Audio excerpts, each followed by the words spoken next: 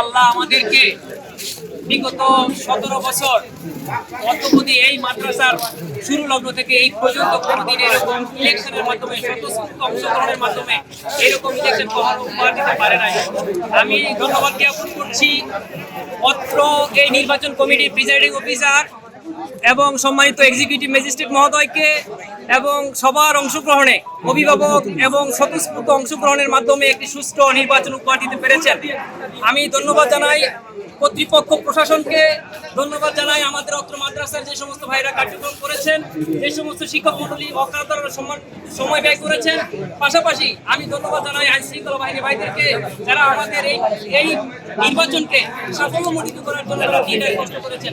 পাশাপাশি আরো মোবারকবাদ জানাই অত্র মাদ্রাসার সম্মানিত প্রিন্সিপাল মাহফুজ সাহেবকে, উপাধ্যক্ষ মহোদয় আলতাফ হোসেন সাহেবকে এবং আমাদের বিভিন্ন অভিভাবক পর্যায়ের ভাইরা এখানে আছেন, তাদেরকে মোবারকবাদ জানাই। দীর্ঘদিন প্রায় 15 দিন কষ্ট করে আমাদেরকে নির্বাচন উপহার দিয়েছে। আমরা আশা করি এই বিজয় ইসলামের এবং এই বিজয় এই মাদ্রাসাকে ইসলামকে আরো সমুন্নত করবে ইনশাআল্লাহ।